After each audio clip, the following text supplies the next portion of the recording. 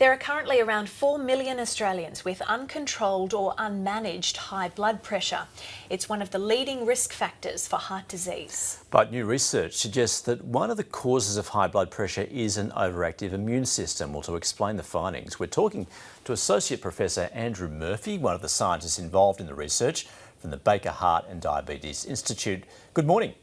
Good morning, Andrew. How are you? Very well, thanks. So let's start. How do you define high blood pressure and what are the consequences? So this is generally an elevation over 140 milligrams of mercury, but now new guidelines are suggesting to treat below 120. And so the complications are obviously heart disease, so whether that be heart attack or stroke or heart failure. How do signs of high blood pressure manifest themselves? Is it something you can notice, or do you actually need to go through that process of where they wrap the inflatable loop around your arm? Yeah, I think that's the best way. Sometimes these don't present with obvious signs that you've got high blood pressure. So, you know, when you're going into the GP and getting a checkup, that blood pressure device is quite useful in telling you what your numbers are. Okay, so then how does high blood pressure or hypertension lead to heart disease? So I guess the traditional thought is that high blood pressure causes changes in the blood vessels, which sort of makes sense given that's what it's directly affecting. But and that's been the common thought for a long time. It causes stiffening of vessels so they don't behave properly. And then with so much pressure, it can cause these little vessels to rupture and lead to things like heart attack and stroke. But I guess our research is sort of challenging that theory and suggesting that the immune system might be really important in this process. In what way? How's the immune system playing its part here? Okay, so generally we study what's called atherosclerotic cardiovascular disease, and this is the blood vessels when they get blocked up. And so the white blood cells that circulate in our blood are really important to this. And so we've shown that what we call a sympathetic driven hypertension, which is signals from your brain, these signals actually fire off little nerves in your bone marrow. And what that does is tells the stem cells in your bone marrow that make all the blood to make a lot more blood. And so too much of these white blood cells is what contributes to the clogging of the blood vessels. So what is likely to trigger that?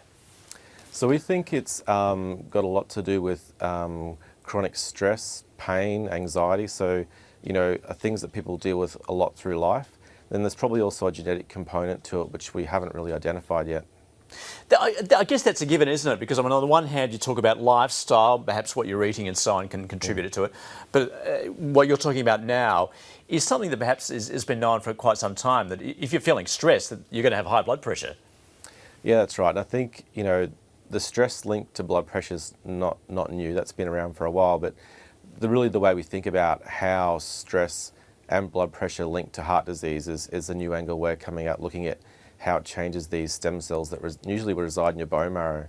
And then, you know, with this stress, we find that the bone marrow, which acts as almost a house for these stem cells, basically opens their doors and lets the stem cells come out into the blood and move to different organs, such as the spleen. And then in the spleen, they make a lot more white blood cells there. So that's the difference that we're sort of discovered. So given that research, how can you use that to both treat it and prevent it?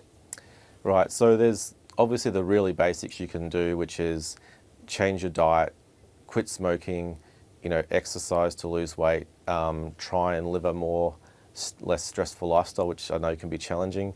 And if you've got sort of any chronic pain issues, to deal with them. And then so moving forward, there's a number of drugs that are actually available and used now, but they have their side effects. And so we're looking at the particular type of receptors, if you like, that are important within the bone marrow itself locally. So drug therapy, I guess, is one way to tackle it. What about meditative therapy, if you like? That's an interesting one. We haven't quite got down to that line of thinking yet, but I'm sure if you're meditating, you're quite calm, and that might be beneficial. Yeah, I guess it's just a matter of trying to relax, trying to avoid that stress in the first place, isn't it? That's right, yep. Absolutely. Andrew, look, fascinating research. Obviously, this is at its early stages, so you feel as though you need to do more research to actually establish exactly how this works? Yeah, that's right. I mean, we've come a long way, so we know some of the important processes that occur within the bone itself, and so we're sort of taking the approach, if we can treat the bone, then maybe we can help the heart. Associate Professor Andrew Murphy from the Baker Heart and Diabetes Institute, thanks for joining us. Thank you.